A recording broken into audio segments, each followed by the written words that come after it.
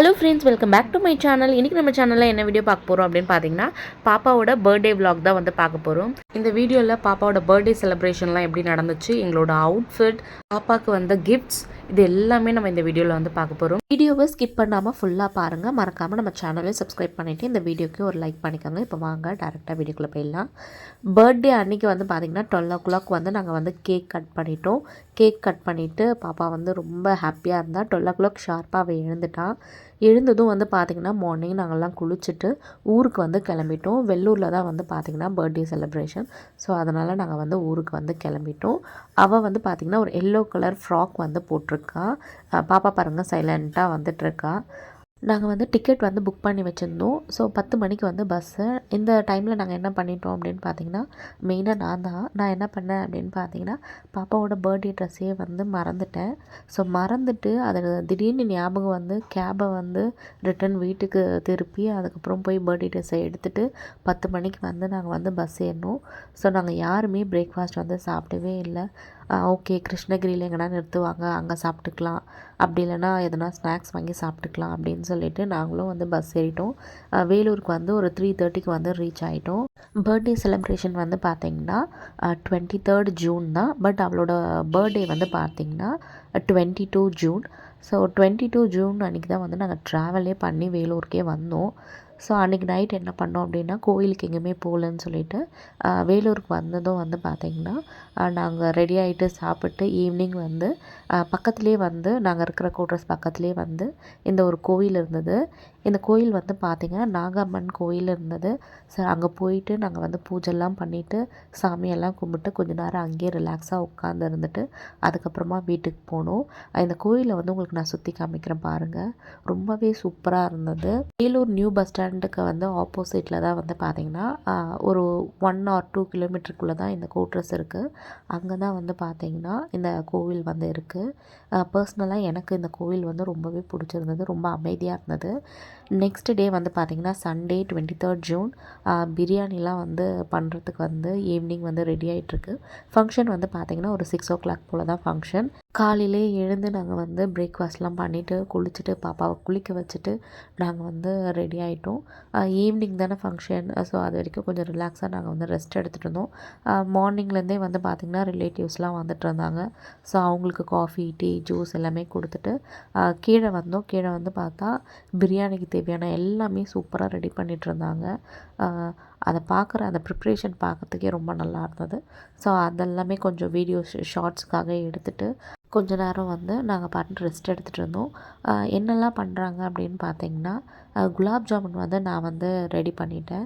So morning வந்து பூண்டெல்லாம் உரித்து கொடுத்துட்டோம். அதுக்கப்புறம் குலாப் ஜாமுன் வந்து ப்ரிப்பேர் பண்ணி நான் வந்து வச்சுட்டோம். அதுக்கப்புறம் வந்து பார்த்திங்கன்னா இங்கே சிக்கன் பிரியாணி வந்து பண்ணுறாங்க, மட்டன் பிரியாணி வந்து பண்ணுறாங்க. மட்டன் பிரியாணி வந்து பார்த்திங்கன்னா எம்எல்ஏ, அப்புறம் கவுன்சிலர்ஸ், அப்புறம் நிறைய பேர் வருவாங்க அவங்களுக்காக. சிக்கன் பிரியாணி வந்து எங்களுக்காக வந்து பண்ணிகிட்ருக்காங்க. அதுக்கப்புறம் வந்து பார்த்திங்கன்னா ரைத்தா வந்து பண்ணியிருந்தாங்க. அப்புறம் வந்து கத்திரிக்காய் கூட்டு வந்து பண்ணியிருந்தாங்க. இதெல்லாம் வந்து பண்ணியிருந்தாங்க. நாங்கள் எப்போ வந்து பிரியாணி சாப்பிட்டோம் அப்படின்னா, ஃபங்க்ஷன் முடிஞ்சிட்டு நைட் வந்து ஒரு 1:30 இருக்கும்னு நினைக்கிறேன். அப்போ தான் நாங்கள் பிரியாணியே சாப்பிட்டோம்.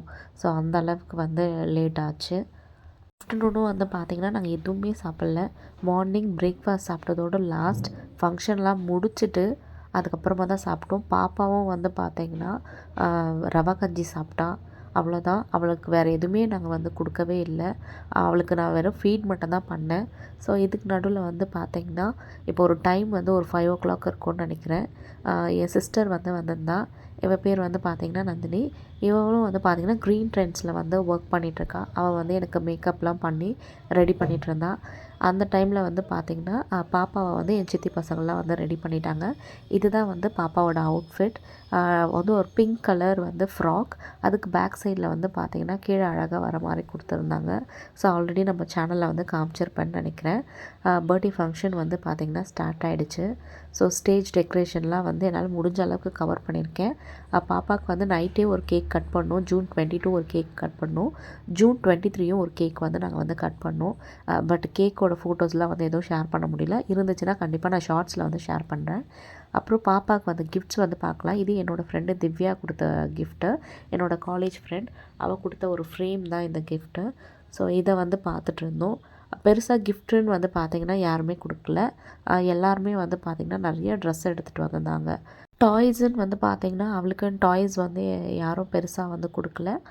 கவுன்சிலர் அப்புறம் வேறு யாரோ ஒருத்தவங்க தான் வந்து பார்த்திங்கன்னா அவளுக்கு வந்து டெடி வந்து கொடுத்துருந்தாங்க. ஒரு 2 டெடி வந்திருந்தது. அதுதான் டாய்ஸாகவே வந்திருந்தது. மற்றவங்க எல்லாருமே வந்து பார்த்திங்கன்னா ஃப்ராக்.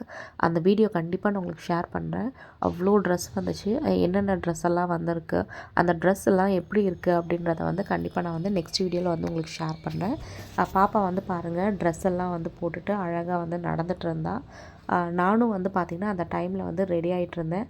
ஸோ ஃபஸ்ட்டு பாப்பாவை மட்டும் ரெடி பண்ணிட்டோம். ஏன்னா கூப்பிடுவாங்க சீக்கிரமாக வாங்க அப்படின்னு சொல்லிவிட்டு பாப்பாவை மட்டும் நாங்கள் வந்து ஃபஸ்ட்டு ரெடி பண்ணிட்டோம்.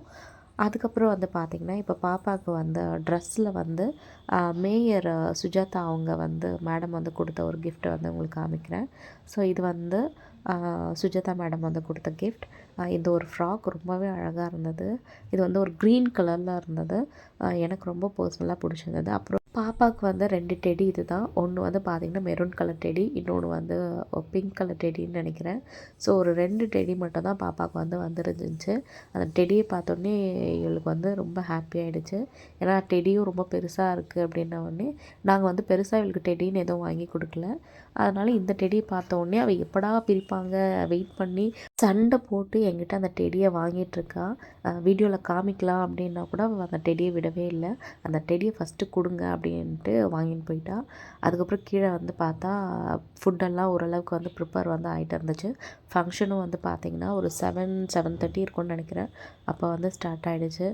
ரிலேட்டிவ்ஸ் அப்புறம் வந்து எங்கள் வீட்டில் இருக்கிறவங்க எல்லாருமே வந்து வந்துட்டாங்க. ஸோ ஃபங்க்ஷனும் வந்து பார்த்திங்கன்னா சூப்பராக வந்து போயிட்டு இருந்தது. கேக் வந்து நான் காமிச்சோம் இல்லையா, ஒரு பிங்க் கலர் கேக்கு தான்.